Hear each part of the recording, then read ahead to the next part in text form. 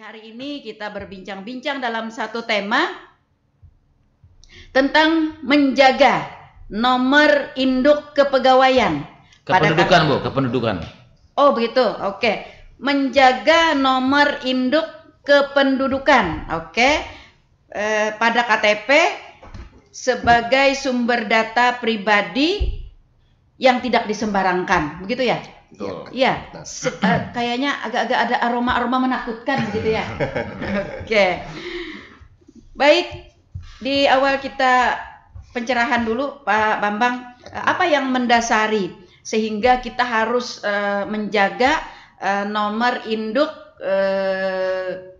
kependudukan tadi ya, dan sepertinya ini menjadi sebuah kunci ya untuk membuka data pribadi bagi seseorang. Iya, Pak Bambang, silahkan. Oke, terima kasih Ibu. Selamat pagi semua. NIK itu sederhana tapi bermakna sebenarnya. Berdasarkan Undang-Undang Nomor 24 Tahun 2013 tentang perubahan atas Undang-Undang Nomor 23 Tahun 2006, NIK atau nomor induk kependudukan adalah nomor identitas penduduk yang bersifat unik, khas, tunggal, dan melekat pada seseorang yang terdaftar sebagai penduduk di Indonesia. Nah, kemudian kita berbicara NIK terlebih dahulu. NIK itu terdiri dari 16 digit. Oke, semuanya ya berarti ya sama? Sama semua se-Indonesia. Oke. Jadi, NIK itu ada komposisinya. 2 digit pertama itu adalah kode dari provinsi. Kemudian 2 digit berikutnya adalah kode dari kabupaten. 2 digit berikutnya adalah kode dari kecamatan. Contoh NIK saya adalah 630103. Maka NIK itu dibuat di 63 adalah kode dari Kalimantan Selatan, kemudian 01 kode dari Kabupaten Tanah Laut, dan 03 itu kode dari Kecamatan Plehari. Kemudian berikutnya 6 digit berikutnya adalah di tanggal lahir. Tanggal lahir saya kebetulan di 21 Juni, berarti 2106 tahun 95, saya kelahiran tahun 95. Percaya nggak ya 95? Berarti ya? tanggal. Dimudahkan ya Bu ya. Berarti tanggal dan tahun lahir ya di 6 digit terakhir. Iya, 6 digit berikutnya. Nah, khusus untuk perempuan. Nah, kalau untuk perempuan itu tanggal lahirnya ditambah 40.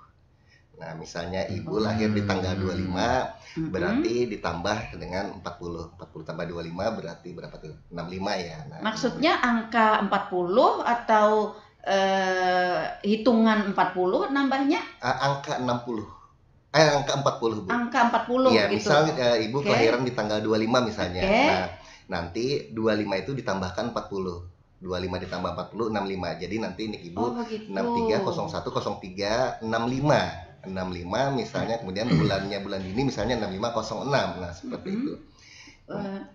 Kalau untuk laki-laki? Kalau untuk laki-laki tidak ada penambahan. Tidak ada penambahan. Iya. Wah, jadi perempuan kok bisa ditambah 40 begitu. Apa nih anunya? Apa mungkin hanya untuk membedakan saja? Ya, itu memang untuk membedakan, Bu. Tapi kok banyak-banyak 40 gitu. Nggak terima, Bu ya? Iya. Karena tanggal itu 31 kan ya terakhir ya. Nah, 31 supaya hitungannya pas, supaya bisa membedakan bahwa ini laki-laki, ini perempuan, seperti itu. Oke. Maunya 17, Bu ya? Iya, jadi mudah terus gitu ya. Dan ini artinya kode-kode dari NIK kita ini sudah baku begitu dari apakah diatur oleh Kementerian Dalam Negeri atau memang ini diserahkan kepada daerah dengan ketentuan seperti ini begitu? NIK itu memang sudah diatur di perundang-undangan. Kemudian juga NIK itu diterbitkan di daerah di mana tempat seseorang itu mengusulkan dokumen kependudukan.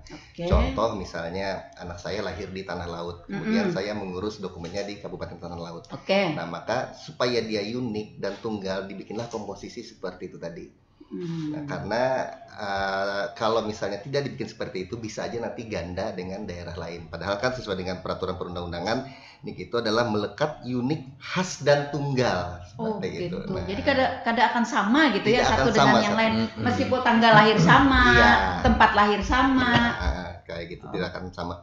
Nah, kemudian digit terakhirnya itulah yang sesuai dengan komputerisasinya. Contoh misalnya di Tanah Laut ada orang lahir di Kabupaten Tanah Laut, kemudian di Kecamatan Plehari ada orang lahir tanggal 25 misalnya. Nah, kemudian ada nomor urut di belakangnya. Kalau misalnya orang itu sama, jadi ada aja nomor urutnya 1, kemudian ada juga 2, ada 3. Itu di urutan belakangnya, di terakhir di nicknya seperti itu. Oh begitu, oke. Artinya di NIK itu di 2 digit pertama kalau untuk tanah laut ya? Iya. 2 digit pertama, 2 digit yang kedua, begitu Iya. itu berarti sama semuanya ya? Sama. Ya, nanti yang akan membedakan di 2 digit berikutnya karena sesuai dengan kode kecamatan. Iya, Nah, benar. lalu mengenai kode kecamatan Pak Bambang, apakah kode kecamatan ini juga dikeluarkan oleh Disdukcapil Kabupaten Tanah Laut ditentukan begitu, atau memang dia sudah di plotting dari pusat? Kita mengikuti aturan dari Dirjen PUM. Oh, Memang sudah ada oke. penomorannya dari Dirjen PUM bahwa kalau Kalimantan Selatan itu 63, kemudian Tanah Laut itu 01, kemudian Oke. kecamatan itu sampai ke ada. kecamatannya berarti Iya, sudah diatur dari memang sudah sananya. diatur. Memang ada Oke, peraturan seperti baik. itu. Nah, kemudian juga NIK itu tidak bisa diubah dan berlaku seumur hidup. Itu sesuai dengan amanat pasal 30 ayat 2 Peraturan Pemerintah nomor 40 tahun 2019. Contoh seperti ini.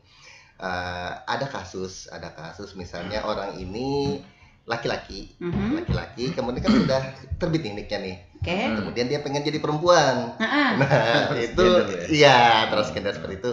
Nah, itu NIK-nya tidak bakalan berubah. Jadi tetap tapi aja. tetap NIK-nya. Iya, karena memang NIK itu 1 kali diterbitkan seumur hidup. Oh. Seperti itu. Kecuali berarti yang bersangkutan itu habis usia begitu ya, baru bisa ditutup ya. Dan NIK-nya juga ikut dikubur jadi. Iya.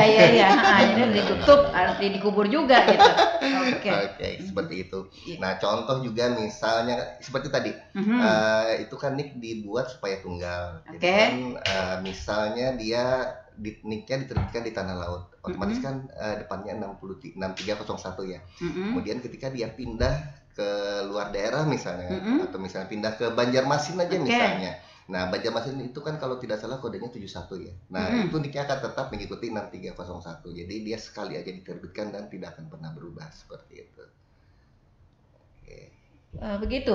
Iya. Ini begini tadi, ini kan kita sudah diplotting nih, Iya. kode provinsi, kode kabupaten ya, kode kecamatan, tanggal lahir. Yang tadi disampaikan oleh Pak Bambang, ketika seseorang berpindah tempat tinggal, apalagi kalau misalnya keluar dari kabupaten, yang dari Kabupaten Tanah Laut pindah ke Banjarmasin, artinya kode kabupaten akan berubah dan kode kecamatan juga akan berubah. Tidak. NIK itu diterbitkan untuk pertama kali saja, di mana dia mengurus dokumen kependudukan untuk pertama kali. Jadi ketika dia mengurus pertama kali di Tanah Laut dan dia tidak punya NIK, nah maka dia akan mendapatkan NIK Tanah Laut. Ya, meskipun dia pindah kependudukan begitu? Iya, karena kan memang sesuai dengan peraturan perundang-undangan bahwa NIK itu melekat dan tidak bisa berubah seperti itu. Ya itu tadi contohnya ketika dia transgender misalnya dari laki-laki dia operasi atau apa jadi perempuan itu NIK-nya. Tapi tetap saja. Iya, ditambah 40 tadi. Tidak akan bahkan ditambah 40 seperti itu. Oke. Oh, seperti itu. Oke. Artinya ketika kita melapor kita pindah, itu yang berubah apa tuh Pak Bambang? Oh, tidak ada, Bu. Tidak ada yang berubah sama sekali untuk NIK. Hanya sebagai laporan begitu ya kita. Kemudian yang berubah itu adalah alamatnya. Oh, alamat. Iya, alamat segala macam kan. Iya. Oke, Seperti betul. Alamat yang berubah ya. Kemudian juga NIK merupakan dasar dari semua pelayanan publik. Kalau misalnya kita mau bikin BPJS misalnya, pasti yang ditanya adalah NIK, ya kan. Kemudian juga kita mau ngurusin juga misalnya, pasti yang ditanya adalah NIK. Nah, seperti itu. Nah, kemudian NIK itu pasti tunggal. Pasti tunggal. Karena sekarang sejak tahun 2013 itu kita sudah menerapkan biometrik, itu KTP elektronik. Jadi prosesnya supaya NIK itu tunggal dan tidak ada persamaannya, dia NIK itu direkam berserta dengan biometriknya. Biometriknya itu iris matanya kita, kemudian sidik jarinya kita, tanda tangan kita, kemudian foto kita. Nah, itu direkam, kemudian nanti akan dikirim ke pusat data di kementerian. Setelah itu nanti di kementerian, di pusat datanya itu akan disandingkan satu-satu. Jadi contoh, ketika saya pertama kali merekam nih di Tanah Laut, kemudian data itu akan dikirim ke data center, kemudian nanti biometrik saya, NIK saya itu nanti akan dibandingkan perekamannya punya Pak Sarani, punya Pak Sadik, punya Ibu, sampai se-Indonesia, sampai ditemu ketunggalannya. Oh. Ya, seperti itu. Jadi tidak ada lagi kata bahwa satu orang itu bisa memiliki lebih dari satu NIK, tidak akan bisa. seperti itu. Sudah canggih sekarang ini. Iya. Oke. Nah, lalu kekuatannya si NIK ini, Pak Bambang? Ya, karena ini tadi kan satu-satunya ya sebagai kunci ya. Nah, kekuatannya ini seperti apa begitu? Itu tadi Bu. Dia itu dasar dari pelayanan sekarang. Kita mau ngurus apapun pasti yang ditanya adalah nih. Kita mau ngurus BPJS tadi, atau misalnya kita mau mengurus SIM, atau misalnya kita mau beli tanah aja untuk sertifikat pembuatan tanah juga sekarang sudah menggunakan NIK. Atau misalnya kita mau ke bank juga misalnya, pasti kan yang ditanya KTP-nya mana. Walaupun ditanya KTP-nya mana, pasti yang di-entry oleh pihak bank itu adalah NIK-nya. Oke. Artinya ketika NIK seseorang itu di-entry atau dicari begitu, maka seluruh data pribadi dari pemilik NIK itu akan keluar begitu. Ya, tidak juga, tergantung pemanfaatannya seperti itu. Nah, kayak gitu. Karena memang data itu dilindungi oleh undang-undang seperti itu.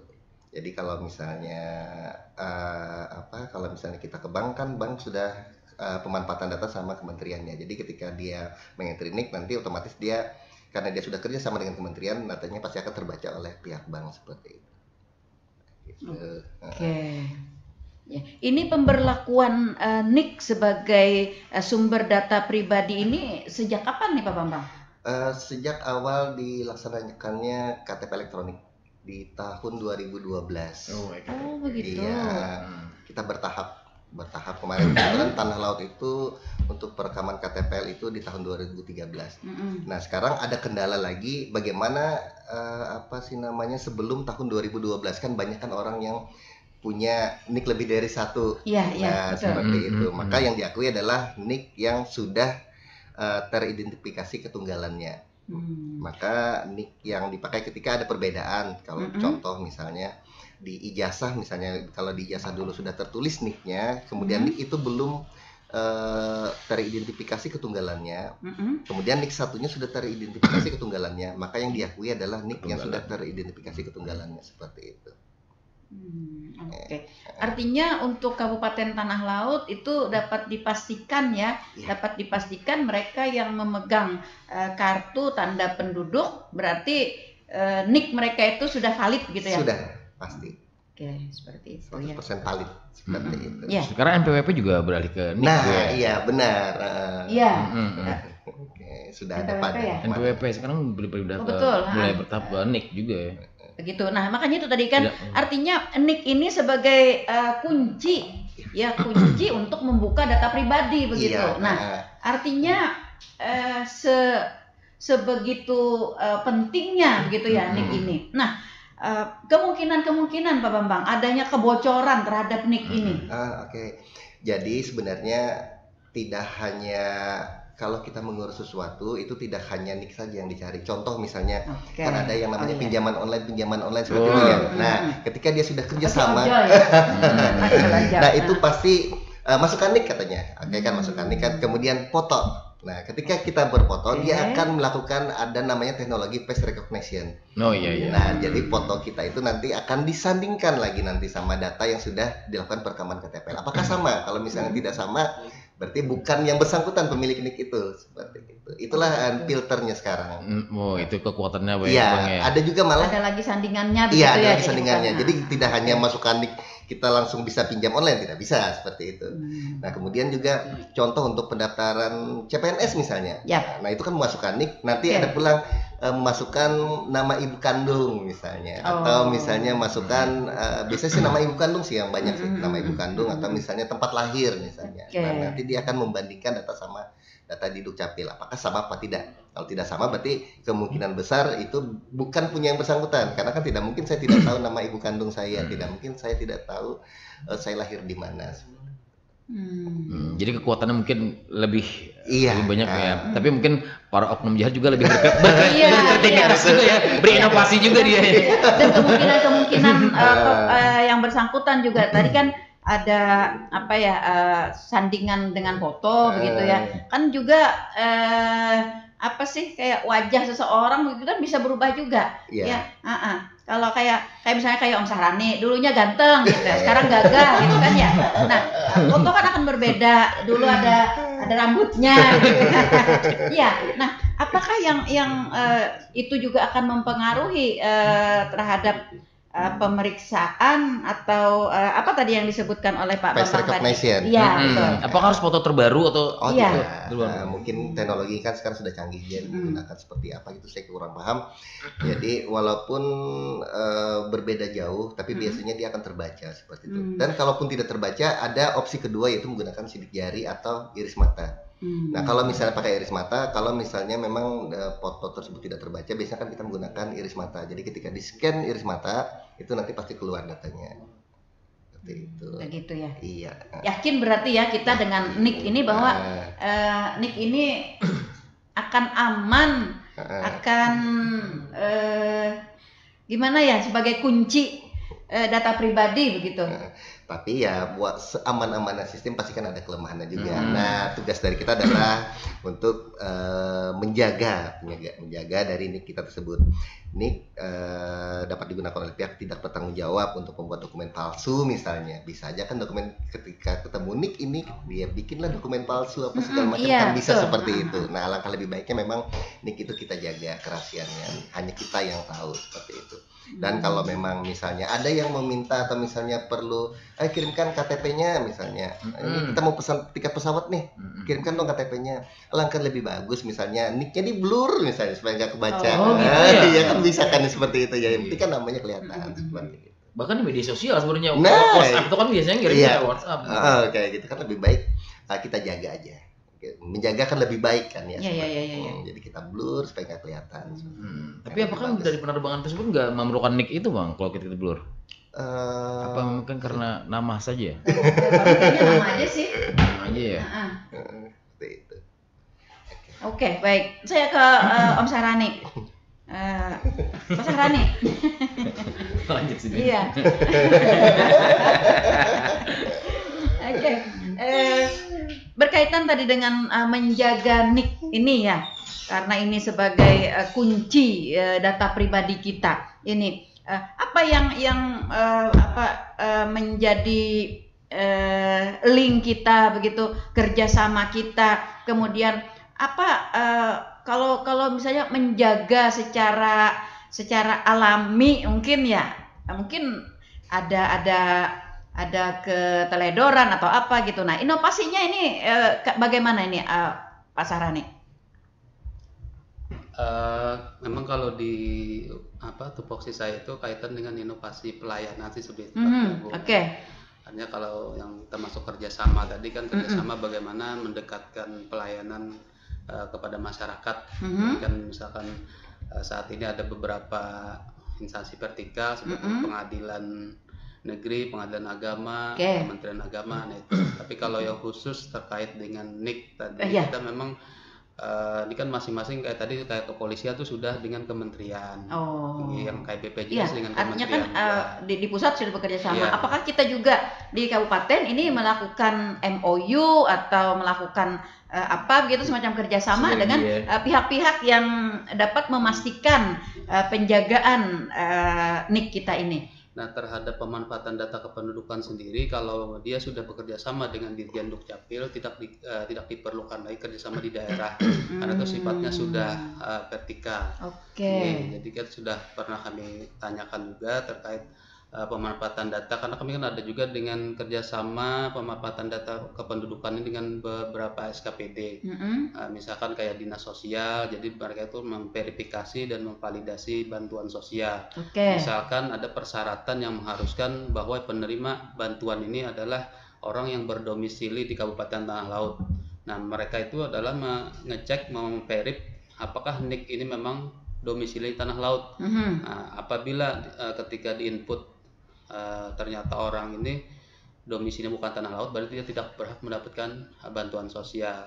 Nah, ini terhadap SKPD yang memberikan pelayanan, misalkan kayak Dispora juga sudah bekerja sama dengan kita juga, ada total ada 9 SKPD Bu yang bekerja sama. Yang sudah bekerja sama. Tapi itu lingkupnya lebih spesifik. Jadi kalau misalkan kayak Dispora dia registrasi atlet dan registrasi kepemudaan. Itu untuk jadi bukan terkait dengan keamanan data kayak cyber apa segala macam, bukan, tapi lebih ke memverifikasi dan memvalidasi aja.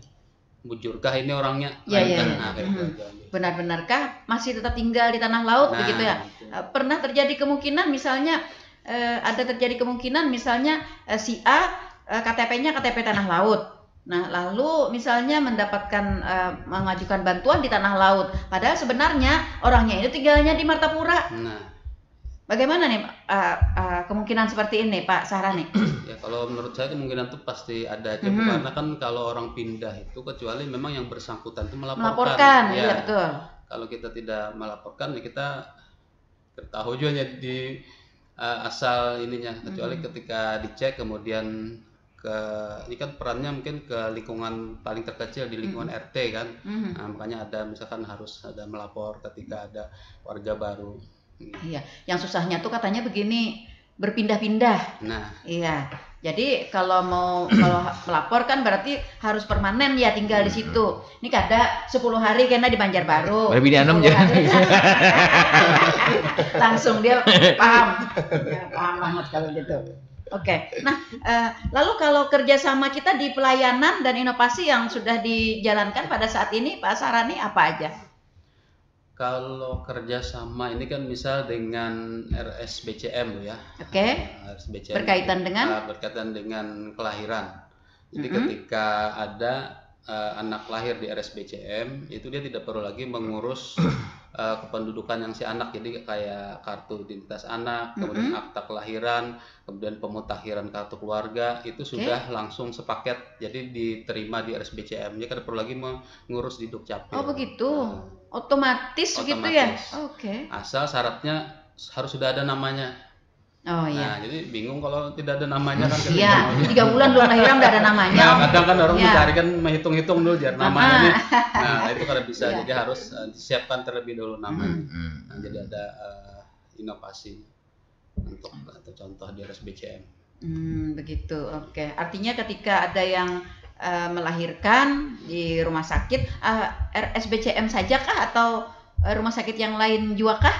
Saat ini sedang berproses di Rumah Sakit Haji Ibu Yasin dan di Rumah Sakit Ibunda. Itu kemarin kami proses juga ini. Oke, seperti itu ya. Jadi kalau melahirkan di situ nanti data kependudukannya si anak yang lahir itu, kemudian pembaharuan kartu keluarga, bertambah anggota keluarga. Iya betul. Berarti itu akan langsung. Oh. Jadi sebelumnya bulik ke rumah tuh sudah dapat itu ya. Jadi prosesnya di rumah sakit, Bang. Jadi prosesnya di rumah sakit atau gimana? Proses melahirkan di rumah sakit. Enggak, maksudnya untuk data-datanya itu yang mungkin. Jadi prosesnya pelaksanaan ini tetap di kami, tapi kami ada aplikasi. Jadi satu aplikasi ada operator di RSBCM-nya, yang akan menginputkan data begitu. Uploadnya kami memverif, kemudian kami proses, cetak. Nah, nanti mereka yang mengambil dokumennya ke Dukcapil. Nah, baru diserahkan ke. Oke, baik, kita ke suara pendengar. Ya, suara pendengar, selamat pagi. Selamat pagi, assalamualaikum. Waalaikumsalam warahmatullahi wabarakatuh. Bu Armah, apa kabar pagi hari ini? Wow, Armah selalu sehat, semangat terus. Alhamdulillah, sudah ngopi pastinya nih. Monitor, tuntung pandang. Iya, pindah kencang suara nih, sudah ngopi paling. Iya, sehanya mau sarapan. Iya, kalau makanya itu. Oke, apa nih Bu Armah yang mau disampaikan pagi hari ini? Iya, kayaknya masalah kartu nik-nik aja ya kalau. Iya, betul. Tapi kalau bisa dengar, Bunda. Itu banyak KTP ada di sana, ada di sini ya. Di sana ada berapa kartu KTP gitu loh. Tapi kok bisa KTP itu padahal kan satu desa itu sudah terdaftar. Iya, betul. Tapi kenapa kok bisa KTP sampai 2 sampai 3 itu memang nggak ketahuan apa gimana itu? Iya, oke. kita kan yang melihat dan mendengar aja sulit, apalagi kan yang punya kantornya. Iya. Oke. Jadi herannya di situ, Bunda, kok bisa KTP banyak itu loh, padahal terdaftar sudah di desa kita. Oke. Apa nggak ketahuan itu? Oke. Itu aja, Bu. Itu aja. Iya, itu aja. Yuk, kan masalahnya kayaknya penting banget tuh, kebanyakan KTP. Tapi Pian bisa sebutin aja kalau.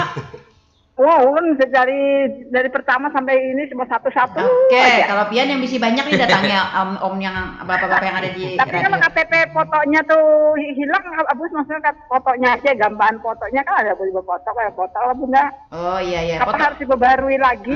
Iya, fotonya kabur gitu ya. Ya nggak kabur lagi, nggak kelihatan mukanya itu. Nah itu kayak terendam banjir. Iya. Terendam dalam dompet lah gimana? Ya kan. Kebanyakan isinya. Oke, baik. Oke. Salam sehat buat semuanya ada di untuk pandang Bunda lah. Oke. Mudahan semangat terus, sehat terus, amin. banyak umur, dimurahkan rezekinya. Amin. Lancar aktivitas. Terima kasih Bunda. Yuk. Assalamualaikum. Waalaikumsalam warahmatullahi wabarakatuh. Masih bisakah terjadi Pak Bambang, Pak Sahrani, Pak Musadek ada KTP ganda dalam situasi kita saat ini? Ya, kalau Pian mengadakan kadada, tapi kata Bu Arma ada. Ini bagaimana nih? Bagaimana mungkin penjelasannya? Nah, kemudian bagaimana dengan foto di KTP yang sudah ada kelihatan lagi? Oke, Pak Bambang silahkan. Ulun mulai dari foto dulu. Siap. Kalau misalnya KTP kita rusak, atau buram apa segala macam, patah iya, nah itu bisa kita ganti, Bu.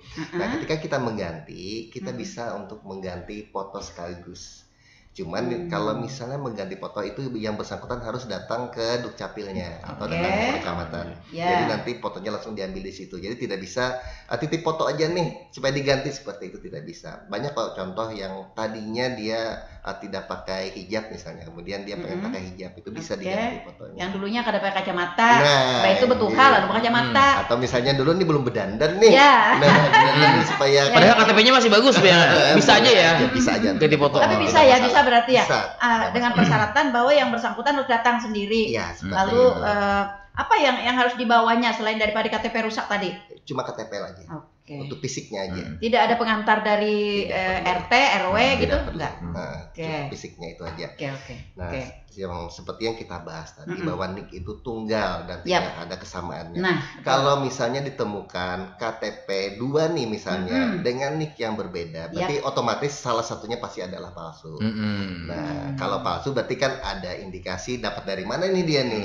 Apakah dia bikin dipercetakan kah atau seperti apa, kan kita tidak tahu. Nah, itu ada undang-undangnya, Bu. Ketika misalnya kita menyalahgunakan itu ada ancaman hukumannya, kalau nggak salah 2 tahun ya, 2 tahun penjara dan denda 80 juta seperti itu. Kalau misalnya memang kita melakukan pemalsuan terhadap NIK itu begitu ya. Nah, itu memang ada ancaman hukumannya. Tapi apakah masih ada kemungkinan Pak Bambang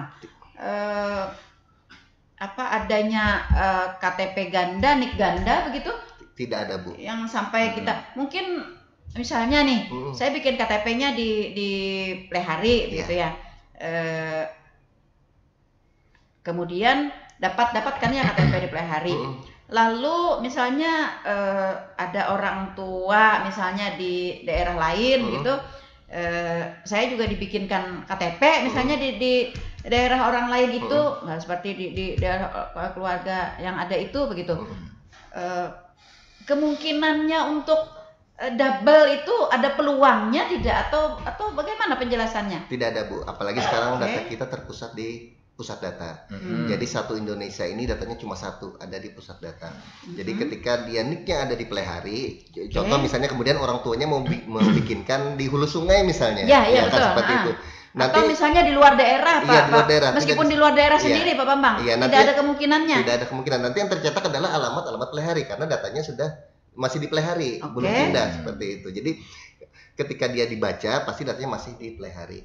Jadi tidak akan bisa gitu. Apakah mungkin dengan orang yang sama dengan nama yang berbeda dapat NIK-nya 2? Tidak bisa, Bu. Karena kan kita satu data sekarang nih. Jadi ketika namanya adalah Sahrani misalnya, pastikan lalu di tempat yang lain dia bilang Muhammad Sahrani.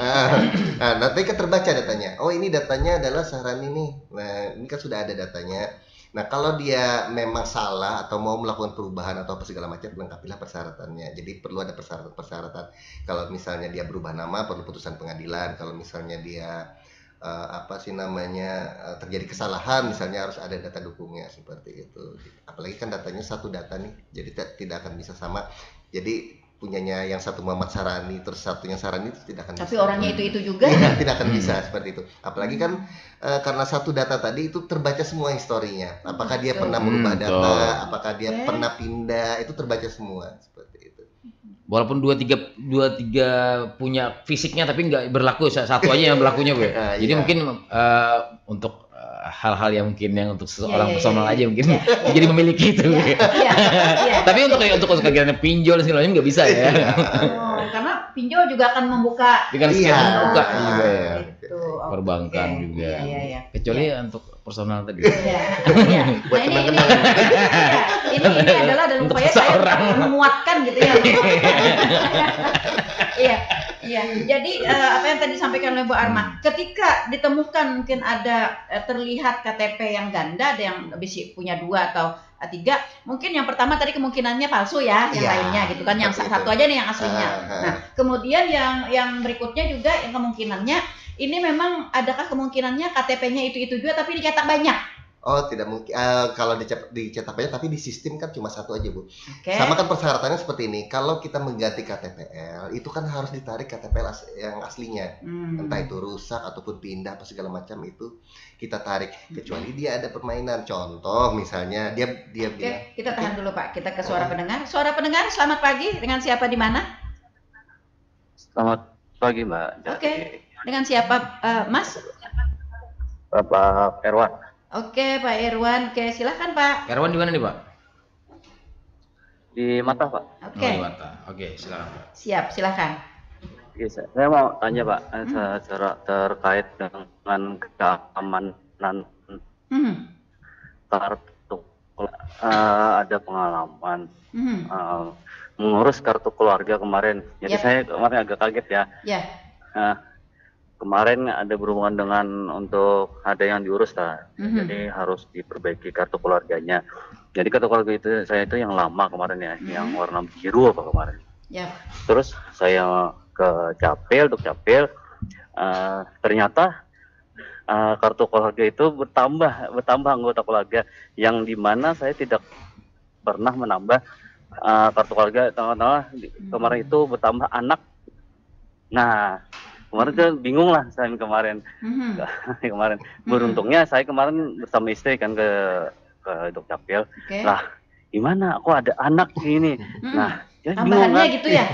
Padahal kan anak kita nggak bertambah kemarin, gitu. Anak saya lahir, bertambah. Anak saya lahir di 2013. Ternyata di 2014 ada penambahan anak, 1 orang anak. Nah, itu saya bingung jadinya. Jadi bukan anak yang di lain gitu, Pak? Bukan. Ya tidak pernah kan, tidak pernah saya mendaftarkan, cuma karena ada urusan satu dan hal. Saya membeli kartu keluarga gitu. Jadi katanya ada nambah anak. Bingung saya. Jadi petugasnya juga bingung. Kenapa bisa begini? Katanya kan kemarin itu dari Dukcapil belum terintegrasi gimana gitu ya. Jadi saya jadi ragu, kok gimana bisa begini kan. Jadi saya sampai saat ini saya masih ragu apakah nanti kan data saya sudah diperbaiki nih. Jadi untuk kedepannya itu apakah data kami sebagai rakyat ini mestinya sudah dijamin atau tetap aman atau masih ada kebobolan seperti yang saya alami gitu. Saya kan jadi makanya takut, kok bisa ada bertambah kartu keluarga saya, anak lagi kan. Untungnya kan kemarin istri saya kan paham gitu ya. Kalau enggak bisa perang dunia kedua ya, Pak ya. Jadi mohon penjelasannya, Pak. Untuk kedepannya apakah memang dijamin 100% aman atau gimana? Kan kemarin tuh kayak ada titipan dan COVID gitu tuh. Ya. Oke. Iya gitu aja Pak. Untuk gimana ada jaminan untuk rakyat untuk kedepannya gitu. Iya. Oke. Makasih. Assalamualaikum. Waalaikumsalam warahmatullahi wabarakatuh. Iya. Ini bagaimana nih? Saya juga agak kaget nih Pak Bambang, Pak Sarani dan Pak Musadek. Kita juga kaget dengan ternyata terjadi dengan Pak Erwan nih. Nah ini apa? Bagaimana penjelasannya nih Pak Bambang? Masalah perang nih Pak. Iya betul. Tadi beliau membilang bahwa dia bawa kartu keluarga yang lama ya kan. Nah itu perlu kita garis bawahi dulu. Jadi saya jelaskan di sini, kita ini ada 3 kali pergantian sistem. Yang pertama itu sebelum KTPL. Sebelum KTPL itu bahwa orang itu bisa sepenuhnya memiliki 2 nik atau 3 nik itu tidak terbaca ya seperti itu ya. Nah itu di sebelum tahun 2012. Kemudian migrasi menjadi KTPL. KTPL itu di tahun 2012 ke atas.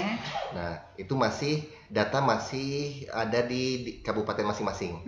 Contoh misalnya dia di Tanah Laut ada data tersendiri, kemudian juga di daerah Banjar misalnya ada data tersendiri. Nah, itu kan ada peluang bahwa itu nanti bisa terjadi lebih dari satu lagi kepemilikan nik seperti itu. Nah, kemudian migrasi lagi di tahun 2020 atau 2021 kalau nggak salah itu menjadi data terpusat. Jadi satu data ada di Kementerian Dalam Negeri. Nah kemungkinan besar yang terjadi itu adalah hasil dari migrasi. Hasil dari migrasi itu kan kita data lama yang kita pakai, data lama yang kita combine apa segala macam itulah menghasilkan dari data yang dipakai sekarang ini. Nah kecil kemungkinan bahwa terjadi kesalahan seperti itu. Karena kalau misalnya kita mau menambah anak itu harus ada persyaratan. Jadi kita tidak mungkin sembarang aja nih menaruh anak seperti itu. Apalagi di data kita itu terbaca historinya semua. Jadi kalau ada orang yang main-main apa segala macam itu terbaca nih. Ini siapa yang entry nih? Nah, siapa yang entry? Kenapa nih? Mana syaratnya? Kan bisa dilihat semua seperti itu. Kalau dengan kasusnya Pak Erwan ini? Kalau kasusnya Pak Erwan tadi kemungkinan besar itu adalah data hasil migrasi. Karena kan beliau tadi bilang bahwa dia pertama kali memegang kartu keluarga yang lama. Berarti kan yang masih merah. Nah, berarti kan itu masih belum KTPL. Itu kemungkinan besar adalah hasil dari data migrasi. Terjadi memang kesalahan sistem apa segala macam. Namanya termasuk di situ seperti itu. Nah, tapi untuk data yang ada yang sekarang yang sudah ya 90% ke atas valid itu jarang sekali ditemui kayak gitu. Kemungkinan besar karena dia masih data lama. Dari 10 mungkin kemungkinan ada 1 begitu ya. Dan satunya ternyata Pak Erwan gitu. Iya. Seperti itu ya. Oke, Pak Sarani, bagaimana nih Pak inovasi kita nih untuk pelayanan kita untuk khususnya di pelayanan pembuatan kartu keluarga ini sehingga memang benar-benar menjamin kata Pak Erwan tadi bahwa itu aman begitu pada data kita. Tidak ada yang menambah-nambah gitu atau bagaimana begitu? Mungkin menurut saya Bu dimulai dari yang bersangkutan dulu. Artinya tadi kan seperti dijelaskan Pak Bambang. Mau didekatkan Pak seperti dijelaskan Pak Bambang tadi kan bahwa adanya kemungkinan pasti ada aja bisa terjadi lah. Jadi misal kayak tadi kan dalam penggunaan tadi harus berhati-hati misalkan. Nah itu pertahanan diri lah dulu. Jadi kalau misalnya ada hal yang mencurigakan yang meminta data pribadi, nah itu jangan dilayani kalau memang dicurigai misalkan ada hal-hal yang berdampak di kemudian hari. Oke, baik. Saya ke Pak Musadek. Pak Musadek, ini sebenarnya orang yang baru lahir, orang yang ingin mendapatkan NIK-nya itu sebenarnya prosedurnya seperti apa Pak? Prosedurnya itu Bu, kita harus melengkapi persyaratan dulu. Ada kartu keluarga, ada surat keterangan kelahiran dari bidan atau rumah sakit, terus ada KTP orang tua. Terus ada buku nikah kalau ada buku nikah kan, nikah. Terus ada saksi. Nanti setelah itu berkas itu nanti di entry sama petugas kita, dimasukkan ke dalam kartu. Masukkan dalam kartu keluarga, dapatlah nik. Nah nik itu dapat nik anak tadi, dapat terus selanjutnya nanti dikeluarkanlah akta kelahirannya, terus dapatlah KIA-nya juga, kartu keluarga yang baru lagi. Oke. Apakah ada kemungkinan kita salah entry? Misalnya nih, anak saya gitu ya, anak saya ketika saya laporkan, ternyata masuknya di kakaknya Pak Erwan misalnya, sehingga tadi kakaknya Pak Erwan ketika dicetak itu nambah, padahal itu anak saya gitu. Apakah ada kemungkinan seperti itu atau bagaimana? Kalau untuk sekarang ini kemungkinan besar lah, untuk apa kesalahan ya kecil lah gitu, untuk kesalahan kecil lah untuk itu. Karena kan kita diminta kartu keluarga kan, kartu keluarga itu kan ada nama orang tua gitu. Jadi untuk kemungkinan kecil lah untuk pindah ke kakak terjadi orang lain. Seperti itu begitu ya. Iya. Oke, baik. Iya. Tadi Pak Erwan, ini mungkin seperti yang tadi disampaikan Pak Bambang, ini hanya kemungkinan karena kakaknya Pak Irwan tadi kakak lama ya. Iya. Nah, kakak lama sehingga harus terjadi beberapa kali migrasi begitu ya. Nah, mungkin terbenturnya tadi bocornya tuh di perjalanan migrasinya itu ya? Bukan bocor Bu, tapi memang namanya sistem kan bisa salah ya kan, kan sistem yang melakukan migrasi ini, komputer yang melakukan migrasi, nah, seperti itu. Jadi data kita tidak ada kata kebocoran seperti itu. Tapi ya tadi ya 10 atau ya 10 satu mungkin sekali, ya. Perwan yang kena. Perwan yang kena ya. Oke, iya. Kalau sekarang ya sudah Pak Erwan minta kepastian apakah data kami sebagai rakyat benar-benar bisa aman dengan NIK itu begitu? Pasti Bu, aman. Iya. Dijamin ya Pak ya? Ya, selama dia memang menjaga. Oke. Baik.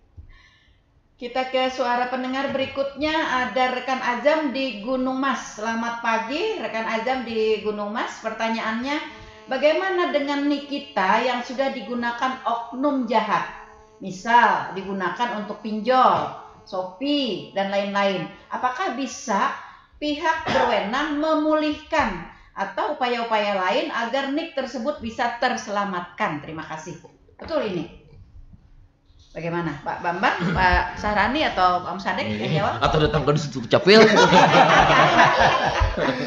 Kalau disalahgunakan itu bisa Bu, maksudnya dia tinggal melapor. Nah sekarang dia disalahgunakan di mana? Contoh misalnya dia bermasalah di bank A misalnya, silakan datang ke bank A.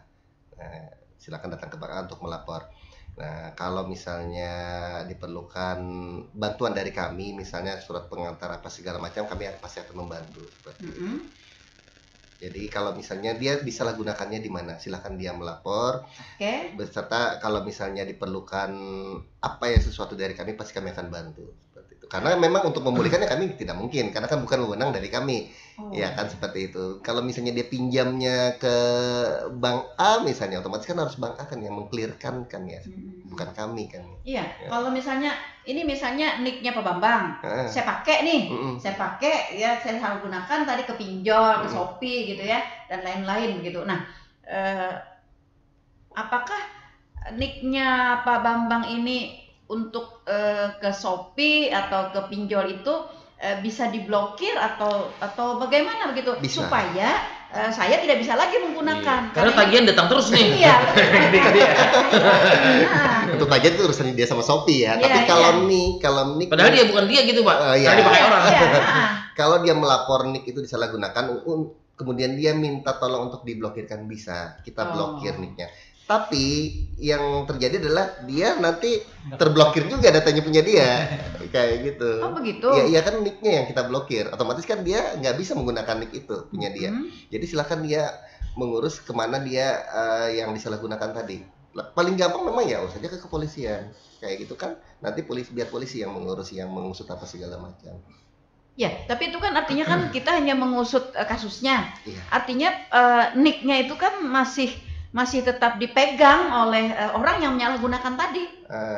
Nah, makanya tadi Bu ada namanya teknologi face recognition sekarang ini kan ya. Jadi ketika dia mau mengurus sesuatu itu pasti diminta foto untuk memastikan bahwa NIK itu punya dia, atau digunakan iris matanya, atau misalnya digunakan sidik jarinya. Itu memastikan bahwa dialah pemilik NIK itu. Seperti itu. Atau misalnya ada keterangan atau apa sih mungkin dari Disduk Capil atau dari kepolisian kah gitu yang menyampaikan mungkin kepada lembaga pinjaman online atau lembaga Shopee tadi mengatakan bahwa NIK ini dengan orang yang menggunakan itu berbeda. Karena itu kan bukan ranahnya kami, Bu, ya. Kami kan tidak tahu, bisa aja kan dia berbohong atau betul, apa. Betul. Itu kan bukan dari ranah kami. Tapi kami bisa membantu memberikan surat keterangan aja. Contoh misalnya ketika saya melaporkan ke Dukcapil bahwa NIK saya nih sudah digunakan orang nih, kami akan melakukan pengecekan dulu. Kami melakukan pengecekan bahwa apakah memang dia pemilik NIK itu. Kami akan scan iris matanya atau sidik jarinya. Ketika sudah ditemukan kesesuaian, oh ternyata benar bahwa dialah pemilik NIK itu. Nah, kami akan membantu dengan mengeluarkan surat. Seperti surat keterangan atau apa jenisnya. Nah, berdasarkan surat itu silahkan dia mau bawa kemana, mau bawa ke polisi, mau bawa kemana untuk mengurusnya. Artinya ketika terjadi kasus seperti kasusnya Mas Ajam dari Gunung Mas ini, Mas Ajam harus melapor begitu ya? Harus melapor ke Disduk Capil. Untuk kita pastikan bahwa dia pemilik NIK-nya, benarkah dia? Seperti itu. Lalu Disduk Capil nanti akan melakukan penelitian lanjutan ya? Iya, kita akan melakukan pengecekan iris, terutama iris mata sih biasanya. Kita lakukan scan iris matanya, pasti ditemu datanya. Kalau memang punya dia, nanti ketemu datanya. Tapi kalau memang bukan punya dia, pasti tidak akan ketemu. Karena begini Pak Bambang, sekarang kan pinjol-pinjol ini kan banyak nih, bertebaran begitu ya. Sehingga persyaratannya itu sudah semakin mudah. Jadi ada yang foto KTP aja gitu kan ya. Artinya dia tidak mengetahui lagi apakah KTP yang kita kirim ini memang KTP kita atau KTP siapa gitu ya. Nah, seperti itu. Nah, itulah tadi tugasnya dari kita masing-masing untuk menjaga kerahasiaan nih kita. Kalau misalnya diminta KTP janganlah, atau di-blur lah nicknya kayak gitu. Jagalah masing-masing. Bisa dipinjam teman lah. Iya. Nah, itu pinjam foto kan mulai di scan-nya. Berarti kan yang bersangkutan sendiri kan ya yang tidak hati-hati. Iya. Oke, baik. Nah, tapi apakah bisa cek berkala kita Bang untuk mungkin ada hal mungkin yang ya mungkin atau inovasi sistem atau gimana kita bisa mengecek secara berkala ada phishing nih atau ada yang masuk ke NIK kita nih. Nah, kalau tugasnya dari Dukcapil memang tidak ada seperti itu. Kalau tugasnya dari kita adalah memastikan bahwa setiap penduduk itu memiliki NIK dan tunggal, tidak ada kesamaannya. Kalau itu mungkin tugasnya Kominfo nanti. PS Komin. Iya, betul. Tidak ada program mungkin Pak Bambang misalnya dari Disduk Capil ini 5 tahun sekali kah misalnya ada pemeriksaan ulang atau cek skala berkala kolektif gitu.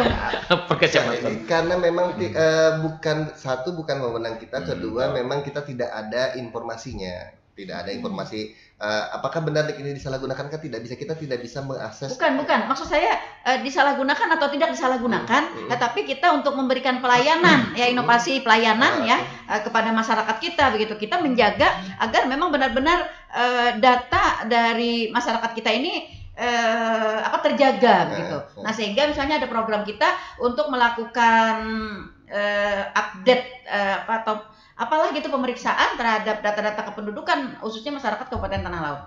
Sehingga tidak ditemukannya adanya orang yang nempel seperti Pak Erwan tadi gitu, atau misalnya ada kesalahan apa begitu. Oh, itu kita ada tiap tahun, Bu. Oke. Jadi kalau misalnya kita cek itu namanya data anomali sih biasanya. Nah, ketika ditemukan data anomali biasanya kita melakukan pengecekan, datanya kita kirim ke desa untuk memastikan benarkah ini. Data anomali itu banyak, Bu. Contoh misalnya dia umurnya misalnya 10 tahun, tapi di pendidikannya sudah S1, kan tidak memungkinkan ya. Itu masuk data anomali namanya. Nah, itu kalau ditemukan data seperti itu biasanya kita kirim ke desa. Apakah itu otomatis Disduk Capil yang melakukan perbaikan atau dari yang bersangkutan harus melaporkan dulu? Itu biasanya kita koordinasinya ke desa dulu, Bu, untuk memanggil yang bersangkutan, karena kan dasar kita adalah dokumen. Kita tidak mungkin mengganti data seseorang itu tanpa data dasar, tanpa data dukung. Nah, seperti tadi contoh yang lahir umurnya masih 10 tahun ternyata tertulis pendidikannya sudah S1. Kita tidak mungkin langsung mengganti menjadi SD atau saya juga misalnya di KTP saya tuh masih 50 tahun. Ya, berarti kan saya masih muda gitu kan ya. Itu kita lakukan pengecekan setiap tahun, Bu. Oke. Hanya saja mungkin di datanya diperbaharui, diupdate gitu ya. Tapi mungkin di KTP yang bersangkutan, apakah KTP-nya dicetakkan atau bagaimana? Ya, itu tidak. Maka itu tadi, Bu, datanya akan kita distribusi ke desa supaya desa untuk memanggil warganya untuk menarik dokumennya. Kemudian setelah ditarik dokumennya kita terbitkan, kita ganti sama yang baru. Tapi kalau tidak ditarik kita tidak mungkin menerbitkan. Itu setiap tahun ada ya Pak Bambang ya? Oke, nah salah satu upaya dari Disdukcapil untuk memberikan jaminan, jaminan kevalidan dan keamanan terhadap data-data rakyat ya, si rakyat ini gitu ya. Kami rakyat katanya Pak Elwan. Ya, betul, saya juga dengan Pak Elwan, betul. Ya kenapa kita angkat Pak tema yang satu ini, karena kemarin sempat trending di Twitter kan hashtag tagar bersama Jaganik. Nah ini kemarin jadi kan ini seolah-olah kita perlindungannya harus krusial banget nih. Gitu ya. Jadi apakah ini meningkatnya kasus pencurian identitas atau gimana? Iya. Ini yang jadi kita. Seperti itu. Oke. Baik, saya masih ke Pak Musadek. Pak Musadek, jika terjadi sebuah kelahiran, ya, jika terjadi sebuah kelahiran, lalu tambah ibu belakang lagi. Ya, rasa gimana gitu. Tidak dilaporkan. Kelahiran itu tidak dilaporkan. Nah, lalu bagaimana dengan data dari keluarga itu? Apakah itu nanti akan otomatis terentry dengan adanya perbuatan-perbuatan hukum, atau misalnya ada kejadian-kejadian atau peristiwa-peristiwa hukum begitu dari seseorang tersebut? Oke, Bu. Jadi selama warga itu tidak memohon ke Dukcapil untuk dicatatkan ke dalam kartu keluarga, itu tidak data bisa. Seseorang itu berarti tidak ada. Tidak ada. Berarti dia tidak memiliki NIK begitu ya? Iya, tidak memiliki NIK.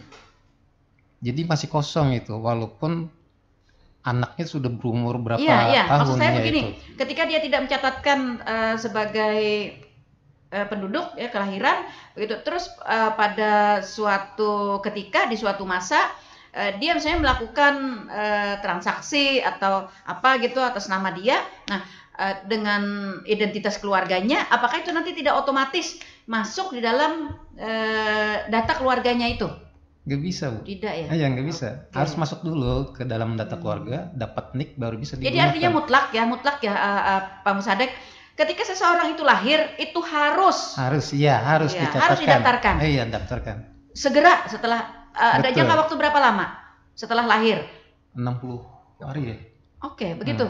Berarti kalau sudah berusia 1 tahun baru kita daftarkan, akan terjadi apa? Boleh tapi ya? Boleh. Bisa aja. Boleh, tapi dia tidak bisa mendapat pelayanan publik. Dia kan karena dia tidak punya NIK, dia mengurus BPJS tidak mungkin. Seperti itu. Rugi kan yang bersangkutan juga. Karena begini Pak Musadek, ada jangan tambah. Iya, orang mencangkul juga. Nah ini apa sih, kita storingnya ada apa? Gagal. Oke, baik. Karena ada kejadian gitu ya, kita ada temukan di masyarakat kita. Masyarakat kita ini kan merasa masyarakat biasa ya, Pak Sahrani, Pak Musadek, masyarakat biasa, sehingga berdata atau tidak berdata begitu, tidak ada nilai tambahnya katanya. Apalagi bagi masyarakat kita nih yang berada di akses yang jauh gitu ya.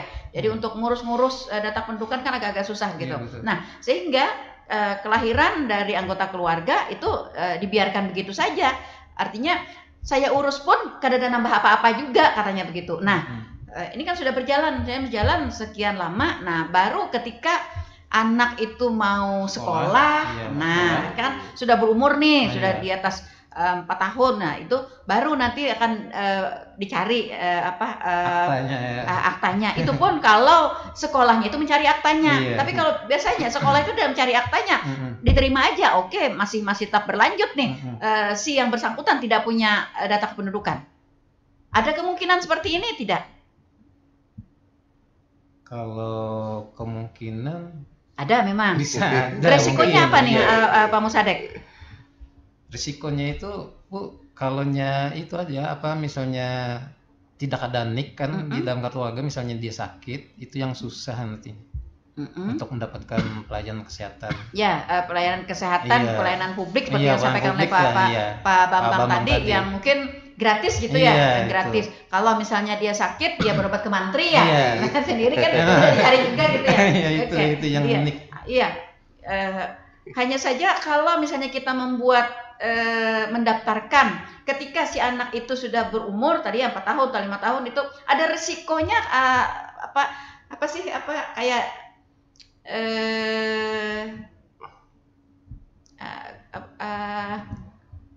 resiko lah, saya sebutnya kayak resiko begitu di Dukcapilnya.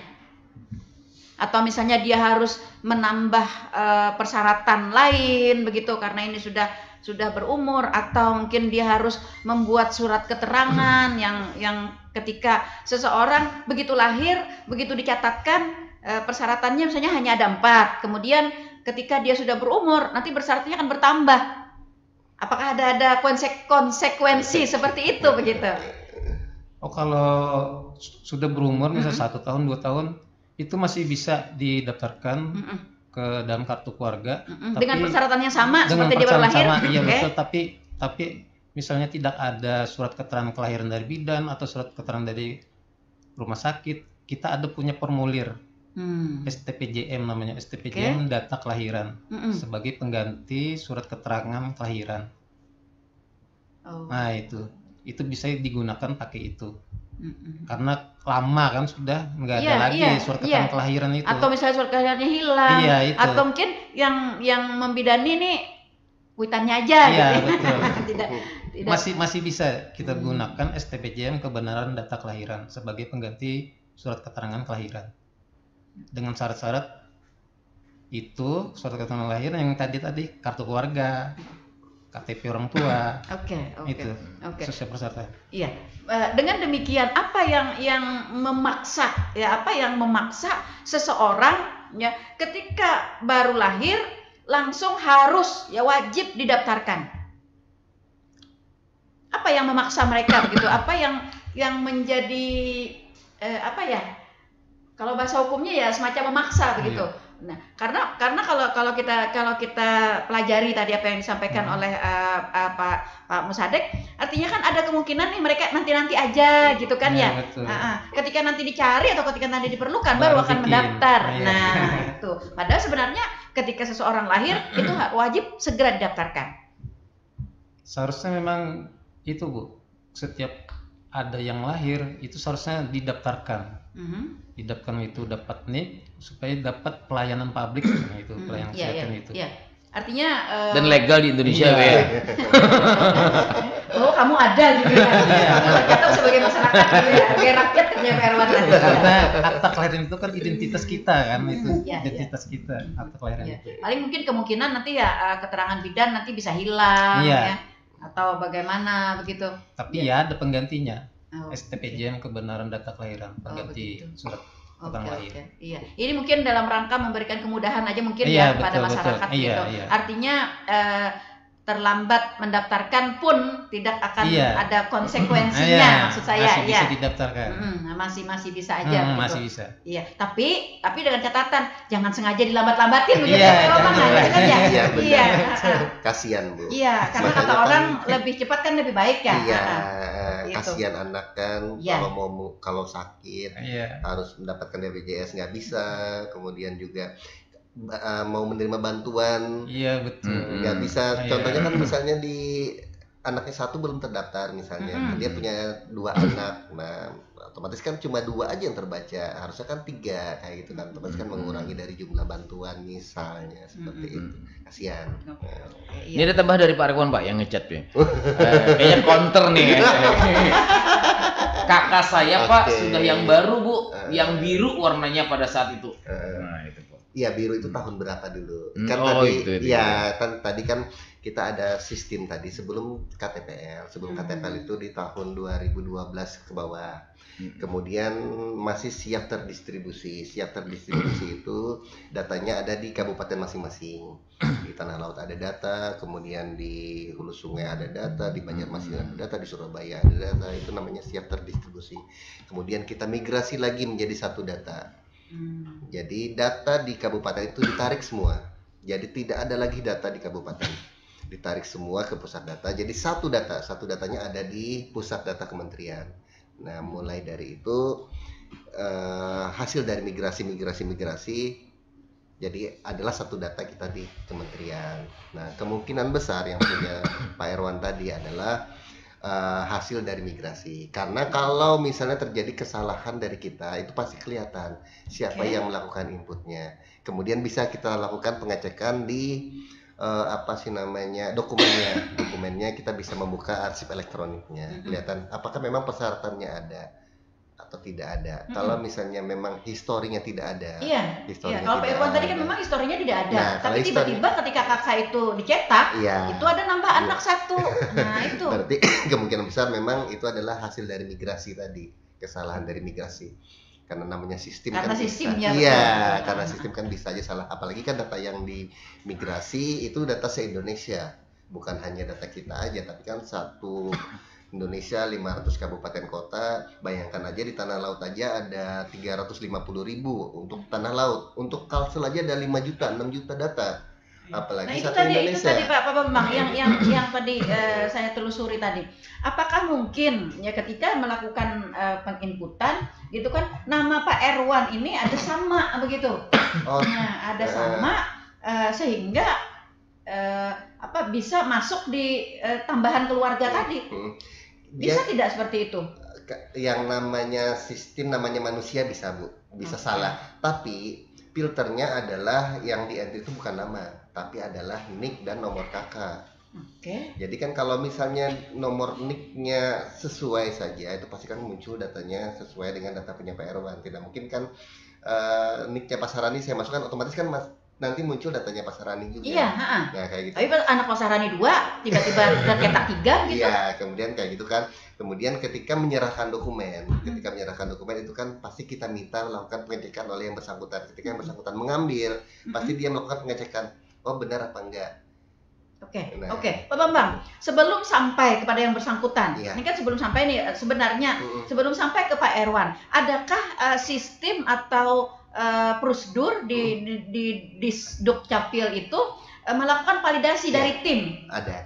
Jadi kita itu sebenarnya melakukan verifikasi itu ada 2 kali. Yang pertama kan penerimaan berkas dulu. Kita melakukan verifikasi. Kemudian diverifikasi oleh verifikator. Setelah dilakukan verifikator, terbitlah diproses sama operator. Setelah dilakukan proses oleh operator, itu data akan diserahkan, dokumen tadi akan diserahkan ke kalau di tugas kita namanya front office pengambilan berkas penyerahan berkas ya. Nah, tugas dari penyerahan berkas adalah dia melakukan ibaratnya checking quality lah. Nah, lakukan apakah ada kesalahan atau sudah sesuai atau tidak seperti itu. Nah, setelah itu diserahkan ke yang bersangkutan. Nah, yang bersangkutan diminta lagi untuk melakukan pengecekan, benar apa tidak. Masalahnya seperti ini, kalau misalnya akta kelahirannya, contoh aja akta kelahiran Bu, dia ketika kita terjadi kesalahan menginput, kalau misalnya 1 huruf aja atau 2 huruf aja itu mungkin bisa redaksional aja. Tapi kalau ketika berbeda jauh sama sekali, ketika yang bersangkutan tidak melakukan pengecekan, ketika datang nih salah nih katanya, mau tidak mau dia harus melakukan sidang pengadilan. Kasihan kan yang bersangkutan. Iya. Nah, seperti tadi kan kasusnya Pak Erwan.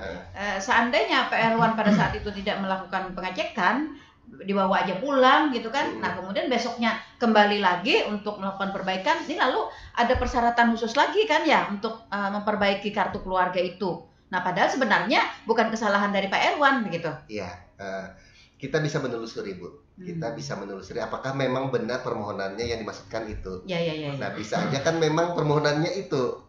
Ya gitu. Kita bisa menelusuri. Kita lihat di arsipnya, arsip elektronik kita lihat apakah benar yang dimohonkannya adalah itu. Bisa aja kan dia berbohong misalnya kayak gitu. Oke.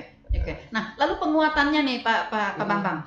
Kita perlu adanya inovasi penguatan ya dari pelayanan ya Pak Sahrani juga sehingga kasus Pak Erwan ini sejatinya tidak terjadi gitu kan. Meskipun ada kesalahan karena tadi disampaikan oleh Pak Bambang tadi kita punya ada tim validasi, artinya sampai di tim validasi itu sebenarnya sudah diketahui kesalahan itu. Jadi tidak nyampe ke masyarakat kita, ke pemohon begitu.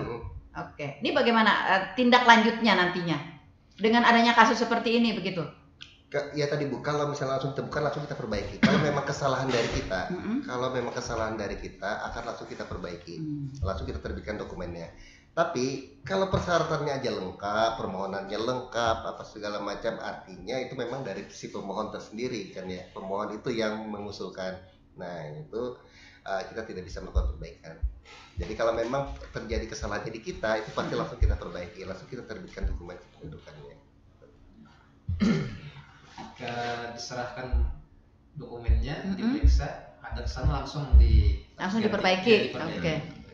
Asalkan itu mungkin kesalahan memang dari pihak operator ya atau dari pihak Dukcapil begitu. Nah, lalu Pak Musadek, ini seandainya kita salah menulis tanggal lahir, ini ada kemungkinan kan ya misalnya nih tanggal lahirnya tanggal 26, padahal sebenarnya tanggalnya tanggal 16 begitu. Tapi sudah keburu tercetak NIK-nya, ini bisakah diperbaiki atau bagaimana? Kan tadi kata Pak Bambang tadi kan tanggal lahir kita itu tercover di dalam digitnya nomor NIK itu. Iya betul. Oke. Kalau NIK nggak bisa diganti. Oh. Seumuran itu. Tidak ada perbaikan? Tidak ada perbaikan NIK. Kalau perbaikan tanggal, bulan tahun masih bisa. Tapi tidak merubah NIK-nya. Iya.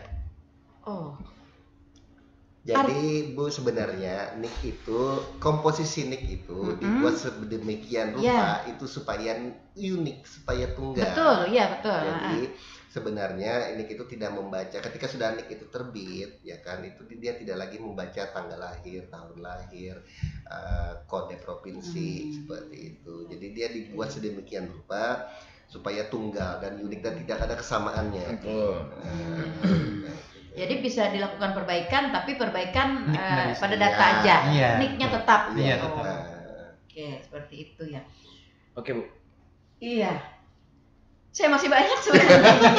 Ya, karena ini tadi kunci ya. Jadi kita harus memang benar-benar memastikan nih bahwa NIK kita nih aman begitu ya. Aman di Dukcapil, aman di segi pembuatan, aman dari pengentrian dan lain sebagainya begitu ya. Oke, tapi sayang sekali waktu kebersamaan kita sudah berada di zona lewat. Zona lewat sekali. Ternyata seru sekali kalau kita membicarakan masalah NIK, karena NIK ini adalah angka ya. Nah, kalau angka itu adalah yang bisa dihitung ya Pak Sahrani, berharga begitu ya. Nah, seperti itu. Jadi kita hati-hati. Closing Pak Bambang, apa yang harus dilakukan oleh masyarakat kita terhadap menjaga NIK KTP kita ini tadi? Oke, salah satunya adalah jangan membagikan NIK sembarangan, terutama di media sosial. Nah, itu janganlah seperti itu. Waspada terhadap permintaan NIK dari pihak-pihak yang tidak resmi. Salah satunya adalah gunakan blur atau apa sejenisnya kalau memang terpaksa. Ya, misalnya perlu KTP nih, apa segala macam. Nah, di blur lah NIK-nya supaya tidak terbaca. Seperti itu. Itu salah satu hal supaya kita bisa menjaga NIK kita. Kemudian laporkan ke Dukcapil atau pihak berwenang jika ada indikasi penyalahgunaan data pribadi. Nanti akan kita bantu untuk memproses melakukan pengecekan. Oke, kalau misalnya KTP hilang, ada kemungkinan dapat orang, NIK-nya digunakan orang, apa kita lapor tetap NIK kita itu juga yang tadi tampil? Iya, kalau misalnya kita laporkan, makanya ketika KTP itu hilang, pasti kita minta surat keterangan kehilangan. Jadi nanti di histori kita terbaca bahwa KTP ini pernah hilang. Nah, kemudian diterbitkan yang baru. Ya, kan? Iya. Cukup rumit ya. Oke, baik. Sayang sekali para pendengar, waktu kebersamaan kita sudah berada di zona lewat dan itu tandanya kita harus mengakhiri bincang-bincang kita di kesempatan pagi hari ini. Sekali lagi saya ingin garis bawahi apa yang disampaikan oleh Pak Bambang, Pak Sahrani dan Pak Musadek bahwa jaga benar-benar nik pada KTP Anda dan waspada untuk memberikan KTP kepada siapapun yang mungkin tidak dapat dipertanggungjawabkan. Oke. Dan ketika ada kehilangan atau ada perubahan dan lain sebagainya, cepat melapor kepada Disduk Capil. Satu lagi, ketika ada kelahiran, maka segeralah untuk mendaftarkan. Ya, jangan sampai berlama-lama ya. Oke, baik. Para pendengar, sampai di sini jumpa kita di program Talkshow Tanah Laut Menyapa edisi hari ini, Rabu 12 Februari 2025. Pak Bambang, terima kasih. Pak Sahrani, terima kasih. Pak Musadek, terima kasih. Oke. Terima kasih juga kepada para pendengar yang sudah berkontribusi bersama kami dan para pendengar yang selalu setia stay tune di 102,3 RPPL Radio Tuntung Panang FM, radio kebanggaan kita bersama.